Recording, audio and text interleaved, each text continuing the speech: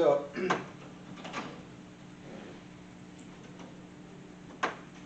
Siva, thank you for the opportunity. When Siva came to Cambridge Health Alliance and became our department chair of surgery, he adopted a division of podiatric surgery. I think he was like, what is podiatry doing in the Department of Surgery? And I wouldn't blame him until he spent some time with us and got to know us a little bit and saw how labor intensive we are with regards to preservation of bipedal gait, limb preservation. It's also amazing. You speak about pedal bar grass, Aisha, and we talk about remote evaluation of our diabetics. Critical limb ischemia, I can't even tell you how much I work with our vascular surgeons, some emerging technology we're doing with regards to non-reconstructible vascular disease, particularly in our diabetics who have such terrible small vessel disease with high risk for limb loss and trying to do limb preservation. And I think Siva also saw in me a little bit that I'm highly involved in emerging technology, so I hear about robotics. I will tell you I'm working with a company now with regards to mixed reality, and we already have in our orthopedic division a total knee that's based on mixed reality, robot-like precision without the robot. And the reality to that is because so much in orthopedics is actually being transferred to the ambulatory world, outpatient surgery. And robots are great, but they're expensive, they're space occupying, and we're evolving a technology now that simply by putting AR glasses, we can get precision-like repair and total joint with that. And in fact, my colleagues in New York Presby are already doing total knees with that. And in my world, it's about distal lower extremity deformity correction, Lizaroff type techniques, from fixators. And then going on to the next step of what we were just talking about, minimizing radiation in the OR. We are highly dependent on imaging in the OR, particularly in orthopedics when we're doing joint replacement, alignment corrections of limb deformities. And if we can start employing mixed reality and having already planned procedures and through our glasses, defining our cuts and what we're going to do, it's going to change the world. So I could have sat here and spent a lot of time and gone down rabbit holes of emerging technology in the diabetic world that I'm involved with, but I picked end-stage ankle arthritis. The reason I did that is because nowhere else in orthopedics, in the distal lower extremity particularly, have we seen this amazing takeoff of emerging technology with regards to a very complex joint and doing joint replacement in the effort to preserve motion to that joint. And the question ultimately becomes is what is the value to that? Why are we doing this? And is there benefit, or is there something that patients want to preserve joint motion without understanding that there may be issues related to it? Ultimately, when we're talking about emerging technology, it is a continuum of care. It's a necessary evil that we all need to go through, no matter what specialty we're doing, with regards to advancing our knowledge, the Socratic method of questioning what we're doing all the time, trying to figure out what's the next best approach. And I've been amazed to hear my colleagues here on these other specialties talk about this advancement, particularly in percutaneous surgery, minimally invasive surgery. That's where we're at as well in orthopedics and distal lower extremity. These are my disclosures. Nothing really of relevance here whatsoever. And so we had an expert roundtable of my orthopedic colleagues looking at ankle arthrodesis versus ankle arthroplasty and end-stage ankle disease, arthritic disease. And what we've said through the years, ankle arthrodesis has been the gold standard for us. It's allowed for a pretty reproducible result. It gives pain relief, allows increased activity, doesn't have a very high complication rate associated with it.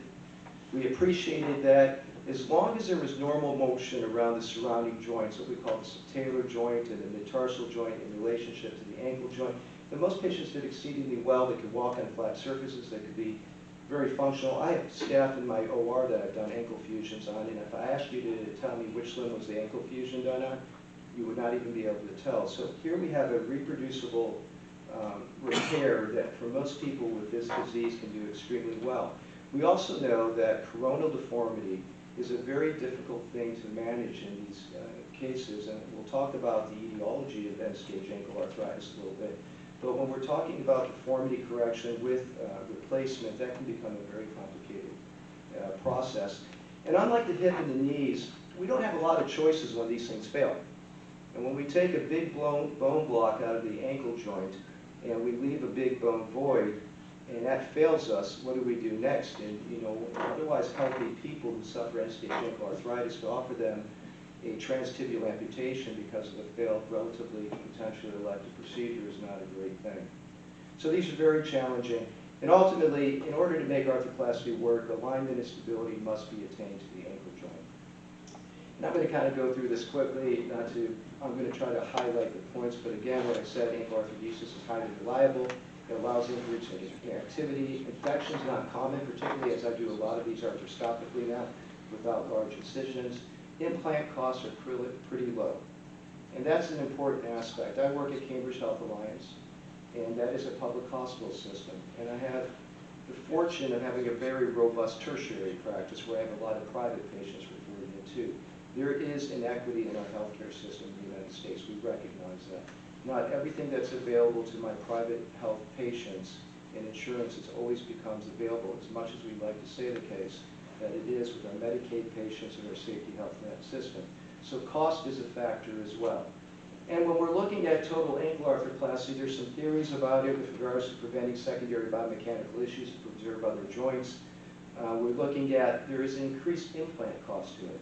There's also a requirement of ongoing surveillance that we simply don't do with ankle fusions. Once I get a reproduced predictable ankle fusion, I don't have to continue to monitor these patients with large prosthetic implants into the ankle joint. So ultimately, what do we have to consider when we're looking at our choices? And we have to look at the disease process itself, the kinematics of this joint, which is very unique compared to the knee and the hip. There is a learning curve associated with ankle replacement, and volume does matter in its performance with regards to surgery. And we know there's complications to both procedures, but a failed ankle replacement can be a very difficult thing for us. And there's a cost comparison between the procedures and looking at value care medicine in today's world, and which does produce the best value for our patients. So when you look at the etiology of ankle arthritis, this is the problem. Unlike the hip and the knee, ankle arthritis is a post-traumatic condition. So I think I do a great job of repairing my ankle fractures that come into my clinic. I think I get congruent ankle joints, I get restoration of normal alignment.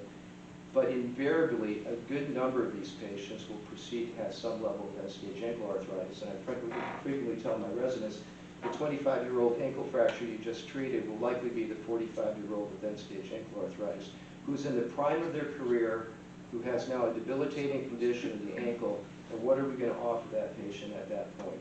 So malleolar fractures, very high in production of end-stage ankle arthritis, ligament-type injuries that we treat, chronic ankle instability, T1 fractures, which can be devastating as we work our way up. The systemic causes of degenerative arthritis that we commonly refer to, like the rheumatoid arthritis and hemochromatosis, and even the congenital anomalies that we treat, really don't make up a big component of our end-stage ankle arthritis.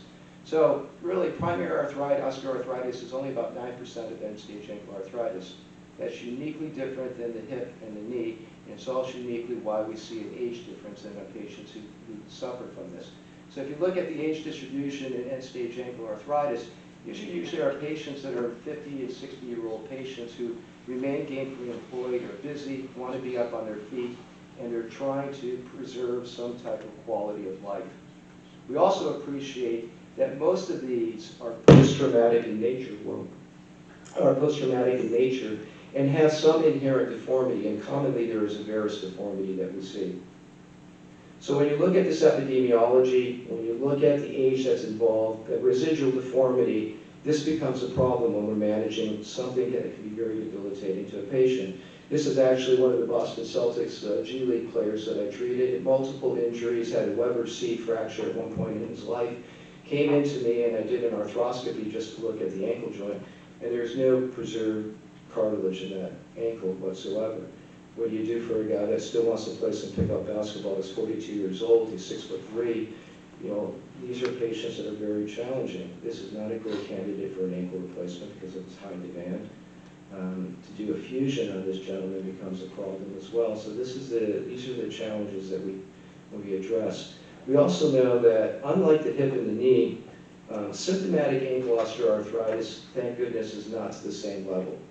We do know that with regards to total joint and knee, it's done about 24 times more frequently than what we do any type of ankle fusion or ankle arthroplasty. So although we see post-traumatic arthritis and end-stage ankle arthritis, it is not commonly as symptomatic as when we're dealing with in the hip and the knee. The problem is when it becomes symptomatic, and in our folks from Canada and Glazebrook and their group, they showed us that once an ankle becomes symptomatic with end-stage disease, it's not dissimilar to what we deal with in the hip. And it can be quite disabling both physically and mentally for the patient. So the challenge in the ankle joint for us is really its kinematics and anatomy. It's a highly constrained ankle joint, and if you look at the physiology or the anatomy of the ankle joint itself, it's a much smaller surface area. The thickness of the cartilage is dramatically thinner than what we see in the knee per se, and the surface area is much smaller. And by the time you get your loading parameters down into the ankle, it's about 5.5 times your body weight that we see gets put over a small surface area. And so this becomes our problem. So we have notably different kinematics in the normal and our arthritic ankle joint. We appreciate in the arthritic ankle joint, we have a reduced velocity, shorter strides. We see this antalgic type presentation that diminished peak forces, and this corresponds to a challenge with offloading. They also have altered spatial temporal type of sensations. The ground reactive forces causes problem. Hindfoot motion can become limited with end-stage ankle arthritis, and we begin to see this knock-on effect to the surrounding joints. So the ankle joint, unlike the knee and the hip, has a significant intimacy to not only the ankle joint, but the subtalar joint and the tarsal joint. So we look at the tibio-talar joint, we look at the talar-tarsal joint, and so if we look at kind of normal mechanics of the ankle, we appreciate that it is a very complex intimacy of 3 joint complexes. We also learned over time, and this is where emerging technology helps us, a lot of the theories we had with regards to the motion of the ankle joint became questioned. And historically, we always thought about a stationary axis with a medial conical apex of the talus. What we came to learn over time, however, is that's not the case. The ankle joint axis is actually a constantly moving axis, and the spatial relationship of the bone that sits within the tibio-talar joint has very unique contours to it. So to be able to reproduce this type of mechanics, which not only goes in the sagittal plane of dorsiflexion and plantar flexion, but does have some level of rotational, internal and external rotation, becomes a very big complex issue to create normal physiologic motion with replacement. Question ultimately becomes is, can there be impact of altered upstream kinematics on TAR? Meaning, if you have a subtalar that's arthritic or fused, will that impact the ankle joint? Some early studies that have been out there suggest that it remains independent, but time will tell with regards to that. Does ankle joint arthroplasty include range of motion to prevent the downstream issues that I spoke about in future degeneration? This is ultimately what we are trying to do as physicians and surgeons with regards to this disease process, is prevent downstream issues and surrounding joints, and we haven't really been able to prove that yet. In fact, my colleagues out in Duke started looking at both multi-bearing and solid type, fixed bearing type of replacements, and what they found was, although we improved the arc of motion with the ankle replacement, the mechanics around the surrounding joints, the metatarsal joint, the subtalar joint, really don't change in comparison to a fusion. So the whole principle of what we're trying to really do is protect the surrounding joints with end-stage ankle arthritis. But we really haven't proven that we've done that, and yet we're still driving this concept that we should be potentially replacing the ankle joint. So we don't have any real studies understanding the kinematics of the true ankle neutral axis. We're trying to restore a joint motion with a prosthetic without really understanding the axis, and this is very difficult to do. And then we accept the fact that many of these cases do have deformity attached to it. We appreciate coronal deformity of varus. How do we rebalance this joint and create a neutral even with our prosthetics? And that becomes very, very difficult. So in conclusion, in this regard, kinematics of the ankle joint is very complex. We don't really understand it. Some of the original generations of ankle joint replacements were based on faulty biomechanics, and we don't really have this basis to really establish what is the best prosthetic. And then when we look at things, and does practice make perfect with regards to influence of surgeon volume, it absolutely does. Higher volume surgeons will be more proficient in his performance. We see that all the time. There's lots of retrospective cohorts looking at volume, length of stay. As we're driving also this concept of outpatient surgery and even looking at performance of outpatient surgery with the total ankle, and I'm going to kind of run through this a little bit quickly. We find that there's not a lot of study that supports it, that patient satisfaction wasn't the greatest with total ankle replacement when it was done on an outpatient basis, so hospitalization remains in place. And when you really look at who's getting these ankle replacements, it is our Medicare and privates, and there is a definite inequity between our Medicaid and our safety net patients. So it's a problem. We don't have a great solution. It creates issues, and when ankle replacements fail, it becomes more difficult to address things. But the interesting thing is about this, since 2012, and it continues to advance like this, ankle replacement has exceeded ankle arthrodesis.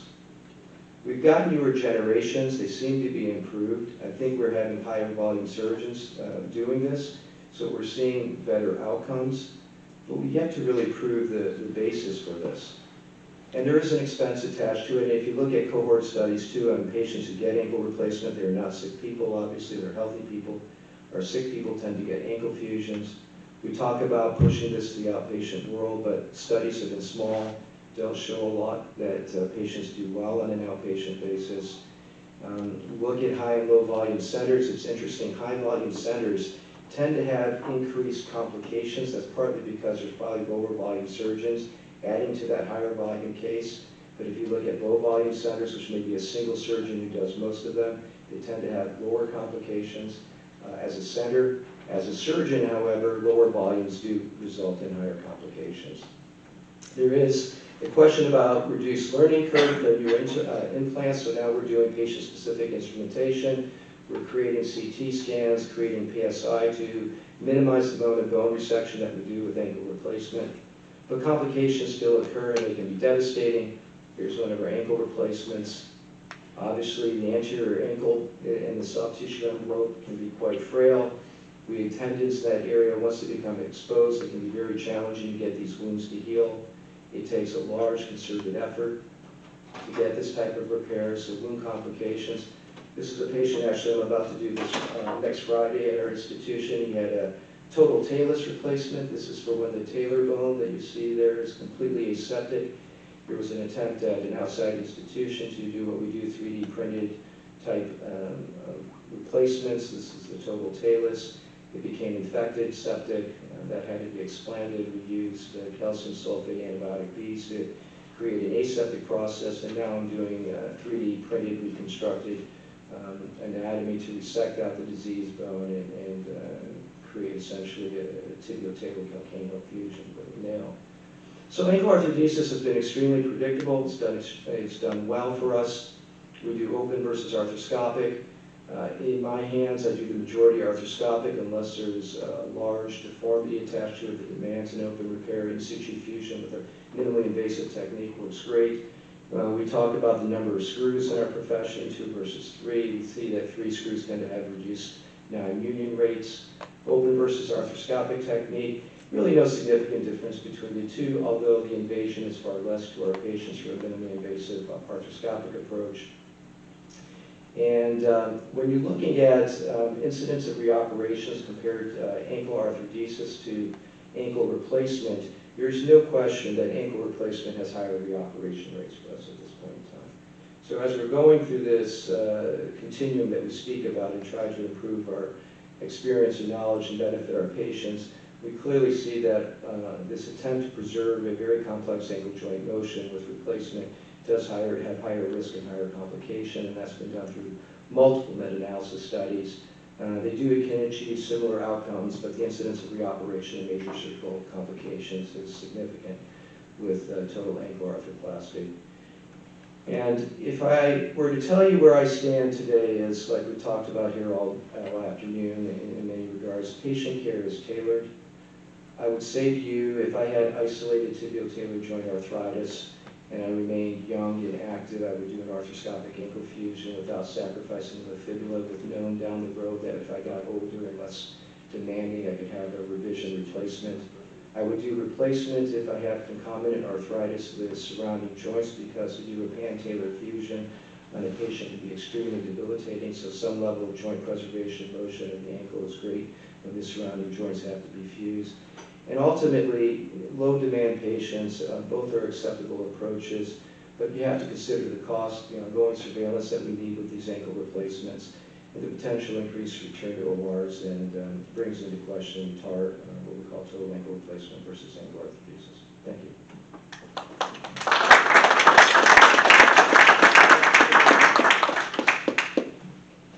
We are now going to the trauma portion of the program here. Two excellent presentations from South Asia, work in South Asia.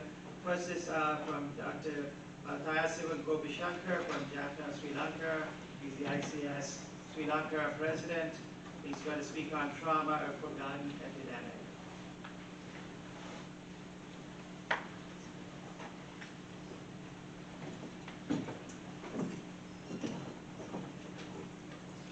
Thank you very much, Dr. Maidan, ICS-US and ICS International for having me here. It's an honor for me to stand in this podium. When we formed the chapter in February, when Dr. Rahul was there, so I thought I would take this opportunity to come and meet you all. So interestingly, it's a very good morning to you all. Exactly 2:15 in Sri Lanka, and better than my colleague, it's 4:30 for you, right?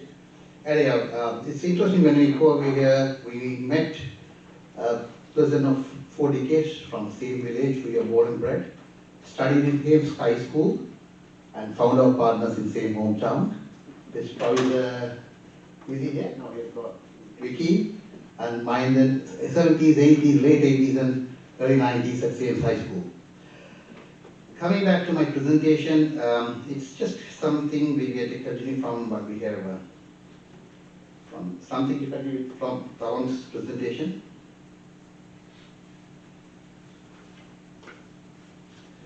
So when I walked in as a surgeon to Jaffna Hospital, where I was born in 2014, April, somewhere on 20th, 22nd, I don't exactly remember the date. And I found the state was not changed. I remembered as a medical student carrying the patients who had the war victims. So the casualty was full of immediate, late, and in between kind of cases of war victims. Mostly like unsalvageable or chopped limbs and worse things. So when I walked in, I said I'm an orthopedic surgeon. So I'm going back to my place where I was born and I studied. I thought I'm going to deliver match things. Disappointingly, I was doing a sweet job of cleaning this trauma. So why? Is it something that which never had as a student when I was there? Why is it? So it brought me the challenge to do the study on it. No disclosures. Right, so if you look at the global state of trauma, according to the WHO, the current state is around 1.3 million die each year as a result of road accidents, which those under 30 being the most affected demographics. In the global scale, they say car drivers and the passengers are the first victims of road accidents, accounting for around 30% number with deaths. This is followed by drivers of 3-wheelers and 2-wheelers, the 28 and 23. So this is the world, global state of the trauma. So what is the state in countries like Sri Lanka and other developing countries? Injury and deaths due to the road traffic crashes are a major public health problem in developing countries. And the second one is very important more than that, is the disability adjusted life years, which people don't talk much in this part of the world, I believe. It has a major impact. About 90% had a lot of disability adjusted life years.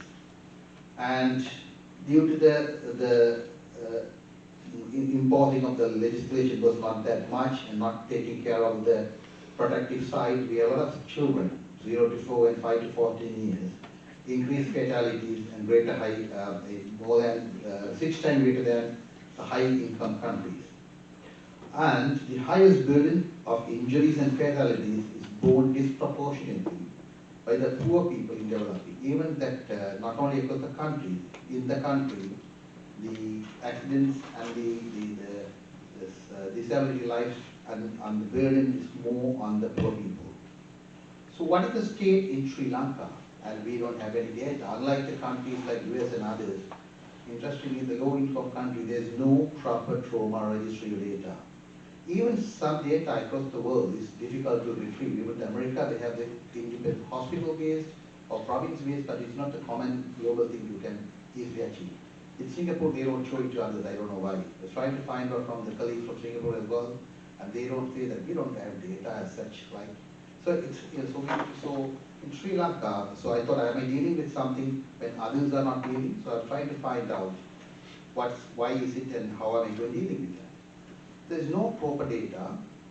It's expected, according to the resources of the verbal like communication, to be around almost 100,000. So I said, I used to see 100 patients per day. I used to do 200 patients a day with my colleagues, where we have, okay, just for your information, Sri Lanka, where we have a 22 million of population, around 60 to 70 orthopedic surgeons working in the government sector, another 25 with the private sector. The main is a calculation 100 orthopedic surgeons for 22 million of population. So keep that idea when you're listening to my mind. According to some reliable sources, the annual incident of road traffic accident was around 25,000. So I did a research and a pilot study of 4 months in 2017. I published in the BMJ, where we found that according to that data, it should be around 30,000 per annum. And death is coming around 3,000 per annum. So this was the data that sort of reliable resources that we had. But this was only about some road traffic accident data collected. So what next? So solution to the problem. So we need to have a scientific analysis. Not only that, it's important to do all the details of injuries. So just keeping a data is no way to help. I would say, okay, I have 100 accidents, that's not going to help me. So what's the trauma scenario? What has happened? How did this happen? What are the injury details? Like, is it same as others? Are we differing on something? And what is the hospital care that is given? And what is the socio-economic impact to the patients and the families as well as the health system in Sri Lanka? So we need a complete, proper data. So the answer for the solution for the problem is having a trauma registry. So with the help of this IMHO, the town was helping, was able to develop an electronic-based trauma registry. I selected the northern province, which has around 1.1 million of population. We have 4 orthopedic surgeons working across that area. And I worked in the highest referral center where we get all the complex traumas. We had 30 years of ethnic war. When it has come to an end, there is a lot of development of infrastructures, increased motorization, and to avoid some kind of an unknown bias, it was mostly a Tamil ethnic group, and it's not an uphill country like the rest of the Sri Lanka. We have more flat roads and farm fields. So with the data collection across an year, from 1st of June 2020 to 31st of May, it was an app based on data collection with the Android format. We had 6,275 road traffic accidents and fall and other assault, which was 5,336. According to the health ministry data, they used to have more fall and others than road traffic accidents in the rest of the country, but we had more road traffic accidents. So I started analyzing this, whether it's same as the others. If you look at the age and sex distribution, it's again comparing the rest of the world, the more adulting age, starting from 20s to 40s, there are more accidents. When you see this incomplete data is popping out due to either if patient is transferred, dead, head injuries, or unable to get the exact data, because we were going by the date of birth or something which is a reliable age, so that has a little bit of a higher in the air. And most of my registries are around 75% to 80 complete. It's not 100%. Okay? And the sex distribution that we had is again 75% of male and 28%. It is almost 20% to 25% across the world. And in developing, rest of the developing countries is little more male, around 80 to 85, like countries like India and Bangladesh. And I don't have very government-based level data, but some WHO calculation data. So if you look at the BM, the second slide I put out, the British Medical Journal, sorry, the Global Health from the WHO said, 25% or more from the car, and this around less than 20% of the motorcyclists. But in our studies, almost 60% of the motorcyclists. The reason was, after the war, we were the 30 years, we didn't have petrol, we didn't have any new vehicles, mostly we were riding the bicycles, very high affluent people were able to run the motorbike from the kerosene oil, and using some innovations of technologies. So when this was opened up, they got a lot of motorbikes, and we found out every household has minimum of 2 motorbikes for the access, and that increased the motorization part of the road. So traveling was mostly about the motorcyclists, and we don't have any protective like with gloves or a proper wear or knee guard supports, nothing. The helmet is legally mandatory, and it is carried in the hand. When you see a cop, you wear. Otherwise, you can keep it in the hand. You can keep the loaf of bread you carry as well. Sometimes if you bring your bag. That's how they practice the helmet there. And again, so visit what is the collision risk? So in America, I found that the high-speed vehicles. My brother was bringing me. He was driving at speed of 70. I thought it was 70 kilometers. No, it's 70 miles per hour. So in Sri Lanka, it's 40 kilometers, which is around 25 miles. When you see most of these accidents occurred around 35, 40 miles per hour, unlike you guys where you drive at 70 miles, which is 120, which I find difficult to, maybe once or twice in my life I would have achieved at high speed.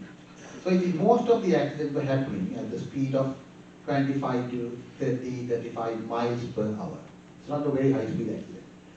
That is the reason for us to have adjusted or the disability lifestyle, because we ended up in more injuries than death. I don't pray that we should have more death, but I'm trying to say was that without protection, having these low speed vehicles and more accidents has put us in a big problem of challenge of managing these cases. But interestingly, we have a lot of a good health system where nearby hospitals work, and the people are very helpful. They scoop and run in 3-wheelers and motorbikes, not by the ambulance. Okay, we don't wait for ambulance, like block the road from New York to when you are driving. I was stopped for 1.5 years because there was an accident. I said, what should I can get out and jump out of the bridge also? So but where there's no problem. There's a 3-wheeler man will come and, excuse me, can you help me? Yes, you scoop and run. You create a lot of secondary injuries. A patient who had a fracture of the clavicle comes with a cervical spine dislocation sometimes. So that's the second part of it. So time to reach hospital was around reasonably good. But all were not geared to manage traumas. So to get to a trauma, level 2 or level 3 trauma center, it will more than an hour. But there are still some cases who have reached after 1 hour as well. So you look at the injury pattern. So most of these motorcycles are like a scooty when you drive. When you go and collide another motorbike or some fixed object, you bang, and you don't have the heavy scooters where the back way. So you will be fallen on the side or thrown away. So usually you get upper limb injuries and face injuries than on the lower limb injuries. So mostly they were upper limb forearm fractures, clavicular fractures, shoulder dislocations, and around the chest and the area were a little high. And then these lower limb injuries that there are, it includes abrasions and lacerations also, not the fractures alone. Upper limbs are mostly fractures. And lower limbs that there are, the reason was on the car and other accidents because they were rolling. So this was the process. And interesting, we had only around 180 head injuries out of all. So if you look at this, so they moved from the injury analysis to the how it went on, the recovery and the discharge. We have, when the patient was not very happy, the reason was due to the fact that we don't have enough bed because there are next accident has happened, we need to discharge halfway through. A wound, okay, you come tomorrow for the dressing and you can go home and come back, or you will postpone your forearm fixation by 2 weeks, be on the POP. So except those who have a fractured femur or pelvis, you can't help them, send them home. Others, again, thank you so much for cooperating with us. Go home and come back and see you 2 weeks' time. So because at that time we had to discharge many of them, the recovery of the discharge, more than 60%, 70% had an incomplete recovery. This includes not physiotherapy was not given, or the rehab was not attended, or they need more further surgeries. So look at the healthcare system, how does it work? More than 50% of the outpatient admissions are due to trauma. And the bed occupancy is high due to trauma, and there's no budget allocation for trauma prevention under health. So interestingly, we had a lot of dengue. You heard about the mosquito-based disease. where the government has a lot of allocation when dengue comes, because the mosquito will bite the Prime Minister and President the same month which has bitten me. Whereas they know that when they go on the road, the bicycles won't hit because they go into enough protections. The health system, when they make the budget, they have no budget for trauma prevention or anything like that. And there's no registry available to educate them, look, we have some issues, and the insurance policy and other things are quite different. Even you get 16 years, you get your license tomorrow, you pay the same amount. For last 20 years, I have been driving with an accident, the same amount. So it's the vehicle-based insurance, and when the vehicle is insured, anybody can ride. Even when Tawam comes, he can take my bike and ride on the road. So the policy is quite different. And they don't have the system, because there was a study said around for 21 million population, there are around 10 million vehicles. Because we don't have a scrap system, even all the vehicles will be donated to your friend and friend to friend and goes like that. So at a given time, around 7 million vehicles on the road, where the road structure is not fully developed. So it has a bit of a congestion and other issues that we have. The system doesn't work in the right way. If you look at the trauma leading cause in 2019, that for you the upper one, the traumatic injuries, when you compare to any of these, even abdominal pain, appendicitis, any of the respiratory tract infection. In America, I found that the respiratory tract infection was some standards gets a priority. So there is more than 50% admission due to the trauma. And if you look at the burden of injuries, thanks to the COVID, so there's a dip in 20 and 21, but the prediction is keep on going up and up.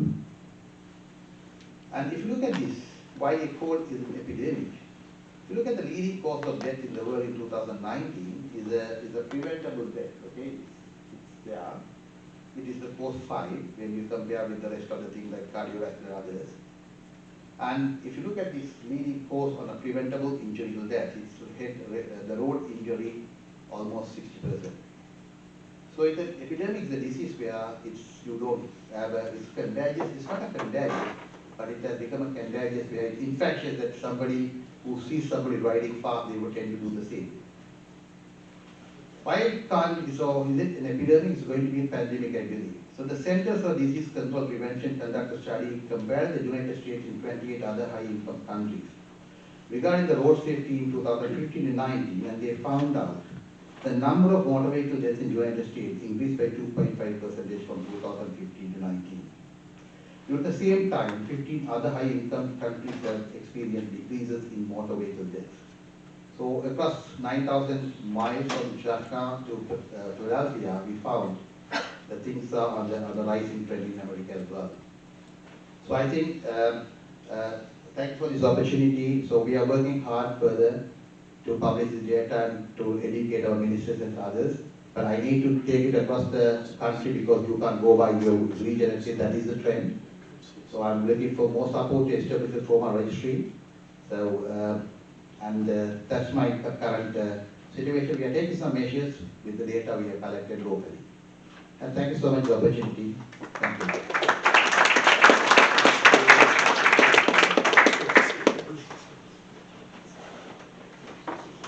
Thank you. I'm going to present our next speaker. She is Radzi Hamzah. She is a Paul Farmer Research Fellow of the Program of Global Surgery and Social Change in Harvard Medical School. He's going to speak about building a trauma care system in low and middle income countries, the process behind the Train Trauma India Symposium consensus.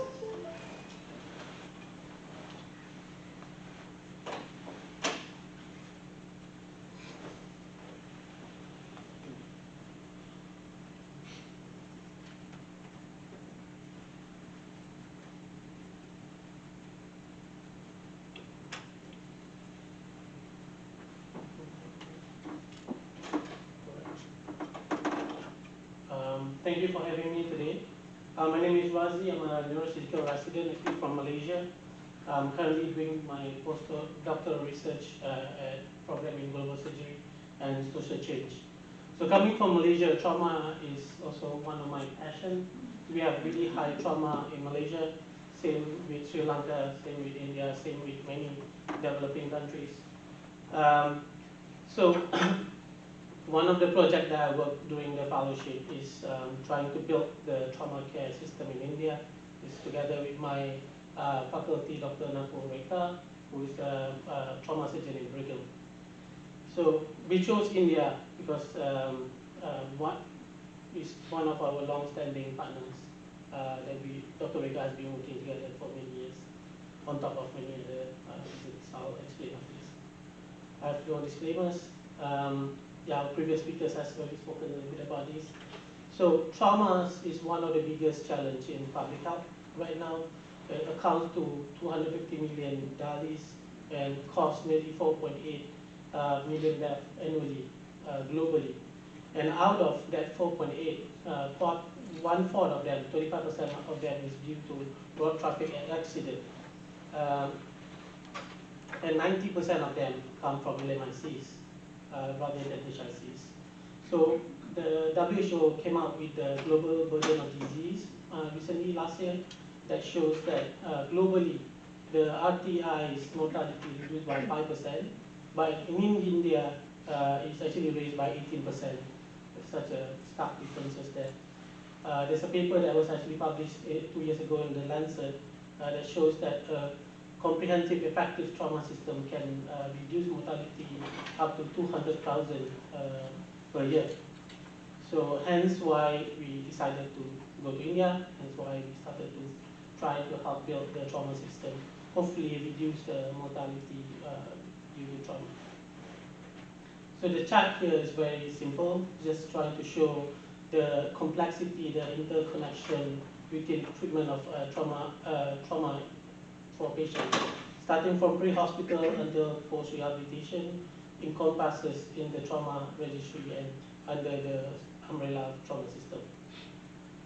So what we did was, we had a team of physician, allied staff, activists, non-governmental organizations that joined in and divided into 5 different steering committees that is actually overseen by a few of us who's overseeing the whole logistic. So the area that we focused was acute and immediate management of trauma. So pre-hospital, initial trauma resuscitation, hospital system, and then trauma registry. TITCO is actually the previous registries that was built in India towards improving trauma care outcome. That's what TITCO stands for.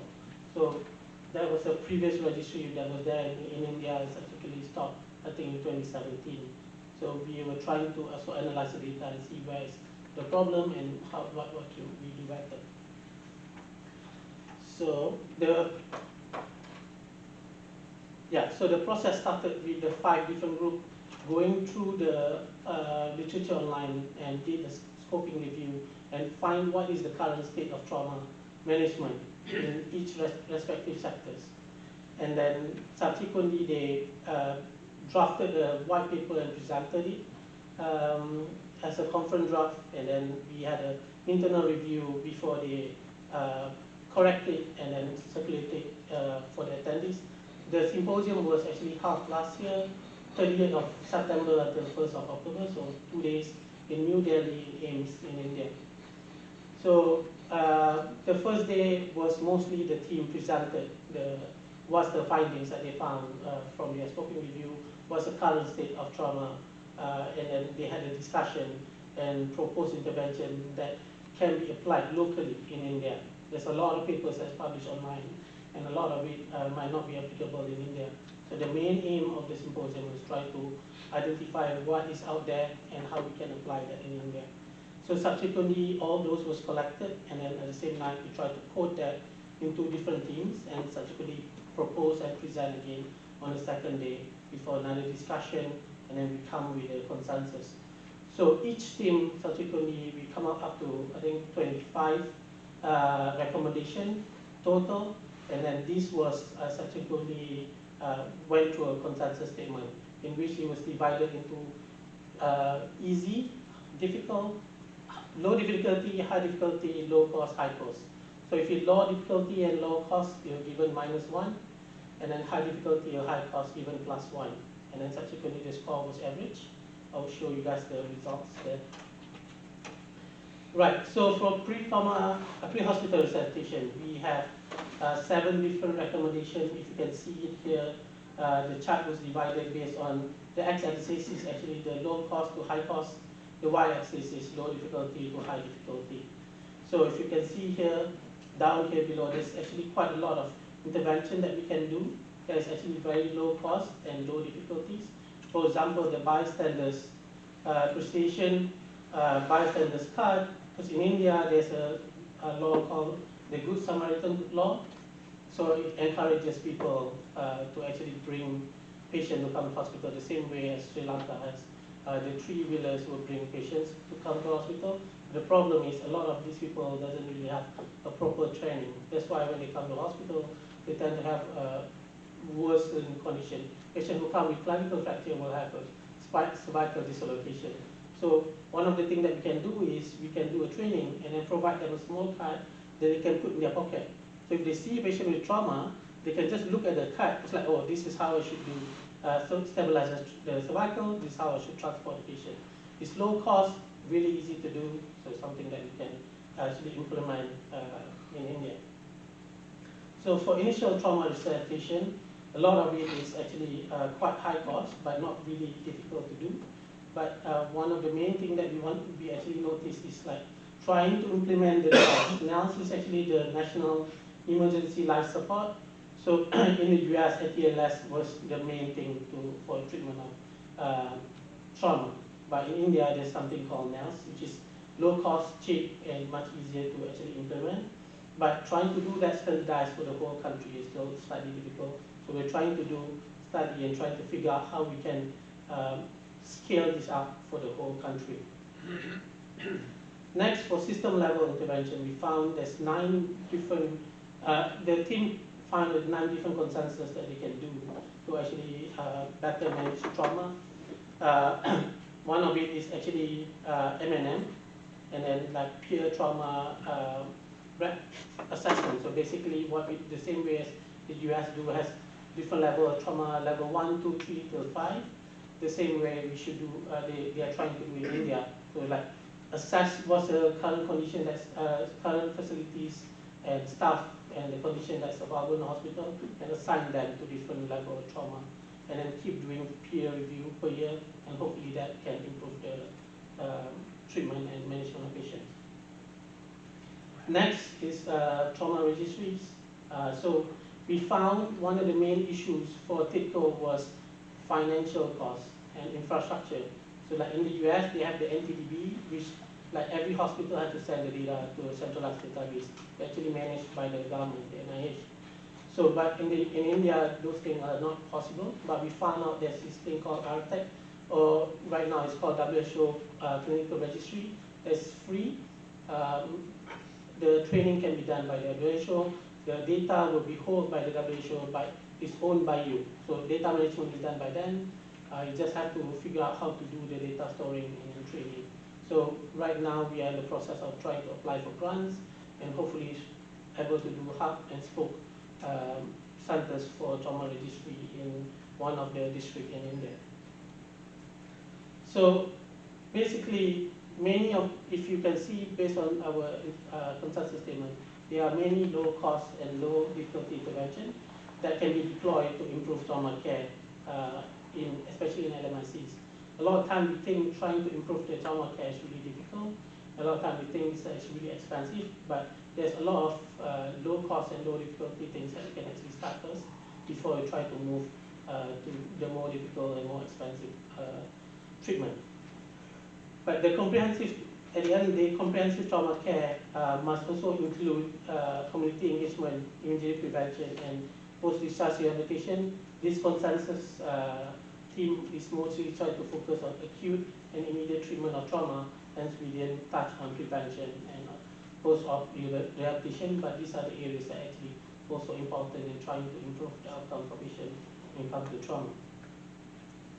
So there are a few limitations from this consensus statement. I have mentioned a few of them, especially the fact that we're only trying to focus on immediate and acute care, and at the same time, even though the consensus statement team is maybe 30, 40 people, but it's still a small population amount, sample size comparatively to 1.3 billion people in India. So it's difficult to actually trying to make sure that completely and equally how to say, come up with a consensus statement that applies for the whole India, especially in the area when there's really high population and very diverse people. So what's next? As I mentioned just now, our team is trying to get a grant. Hopefully we'll be able to do a trauma registry implementation project.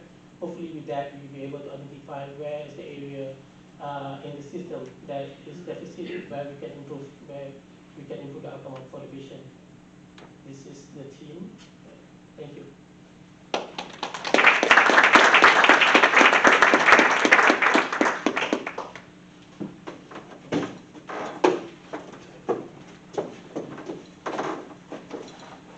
Thank you, Dr. Hamzah, and all the speakers in the opening session.